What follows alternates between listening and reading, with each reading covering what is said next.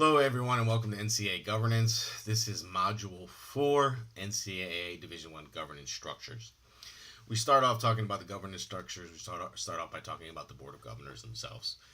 All right, the Board of Governors is made up of 20 members.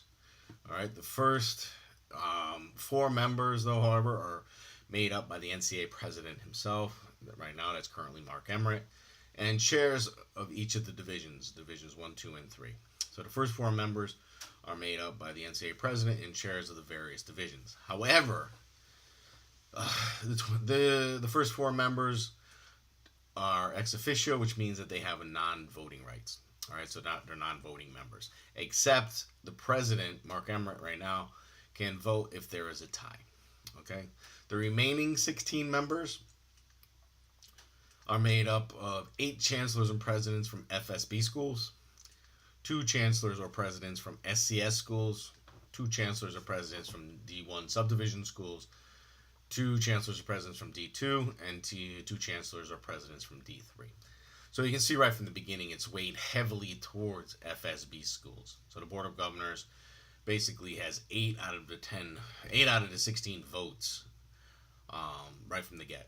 So it's not that hard to get what they want. They just have to persuade one FCS school, division D1 school, or D2 or D3, or the president himself if there's a tie. The duties and responsibilities of the Board of Governors. They set the budget. They set the budget for the NCAA. They employ the president. They negotiate out his contract, how many of the terms, how many years, what he's going to be paid, he or she is going to be paid. They set the strategic plan for the NCAA, the long term, the 5-year to 10-year to 15-year plans for the NCAA. They deal with the core issues involved in the NCAA, amateurism, TV rights, all that stuff. And then they adopt and implement policies based on those core issues. Additionally, the duties and responsibilities of the Board of Governors deal with litigation. All right, they're responsible for handling the litigation aspects of the NCAA. If the NCAA is sued, they set up the strategy on how they are going to defend that suit. If they want to bring suit, it's up to the Board of Governors to vote to bring suit against some individual, some company, whatever it is. So they're in charge of the litigation.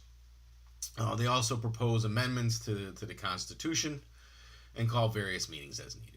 Okay, so that is the Board of Governors. How they're elected. Basically, D1 members appointed by the D1 Board of Directors. The D2 and D3 members appointed by the D2 and D3 President's Council. The term of service for the Board of Governors shall coincide with the presidential governing body itself. So if the Presidential Council says you're on for 1 year, 2 years, 3 years, whatever it is, that's your term. All right, unless otherwise specified. The committee chair is elected by the Board of Governors shall elect one of its members to serve for a 2-year term. All right, so the committee chair is elected by themselves through the Board of Governors for a 2-year term. Okay, moving on with the structure. We have the Board of Governors. Now we have the Board of Directors. So the governors, now the directors, 2 different boards. The Board of Governors was 20 members. The Board of Directors is 24 members. How they're elected: 20 presidents or chancellors, 1 director of athletics, 1 senior women's athletic representative, and 1 faculty athletic representative. All right. In addition, there is 1 student athlete. All right, so the Board of Directors is made up of 24 members, 20 from presidents and chancellors of various institutions, 1 director of athletics, 1 senior women's athletic rep, 1 faculty rep, and 1 student athlete rep. All right. Basically, breaking that down even more, though, it's interesting that, let's go back, the 20 presidents and chancellors, there's 1 president or chancellor from each of the following conferences. So 1 institutional president or chancellor must come from one of the following conferences. If you look in the manual 4.2.1a. It'll say one institutional president or chancellor from each of the following. So the big schools, the big conferences, the ACC, the Big 12, the Big 10, Conference USA, Mid America, Mountain West, Pac 12, SEC, and the Sun Belt, they each get one member on the board of directors. Then 5 institutional presidents or chancellors from among the following smaller conference: the Big Sky, Big South, Colonial, Ivy, Mideastern, Northeast Conference, Ohio Valley, Patriot, Southern Conference, Southland Conference, and the Southwestern Athletic Conference. And then 5 institutional presidents or chancellors from the following, limited to one president or chancellor from any one conference. And here you have the Big East, the Big West, the Horizon, the Metro Atlantic, Missouri Valley, Summit, America East. Okay. So again, you can see that the bigger conferences, the ACC, the SEC, the Big 12, the Big 10, they have more. They're going to have more members on the board of directors. All right, because one institutional president from each of the 10. So out of the 20, 10 will be from the big conferences, and then 5 split from the smaller conferences. Big Sky, Ivy, all that stuff. Okay, and then again, there's one athletic director, one senior woman athletics representative, one faculty member, and one student athlete. The duties and responsibilities of the board of directors varies from the board of governors. They address issues, challenges, and opportunities currently being faced by the NCAA. They set the parameters for future and present decisions. They monitor legislation. They ratify, amend, and defeat academically related legislation, which seems a little odd to me. I don't like the word defeat academically related legislation, but hey, they ratify, amend, or defeat any academic related legislation. They rescind or adopt legislation within their own. They review infractions. So if an athlete, coach, whatever, leads a school, commits an infraction, they review, they set the punishment, that kind of thing. Assure gender and ethnic diversity among members. Again, we can comment on that too. Is there really diversity, and are women being represented equally? We can have a discussion about that. And again, they approve their budget. Board of directors, again, they set the regulations for expenditures, how much money is going to be set on championships, how much money is going to be set for team travel, that kind of stuff. They collaborate with the national office and advise the board of governors. All right. But it's basically the board of directors' duties and responsibilities. Voting method, they use roll call method. And to continue on with that,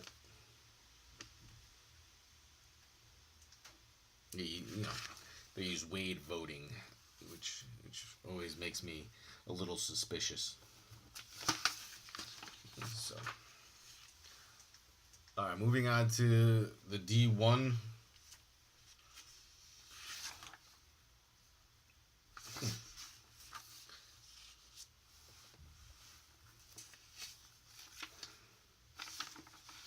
I'm missing a page. There it is.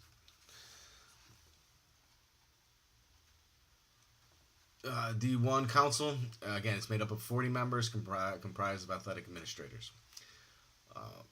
The power conferences, other conferences,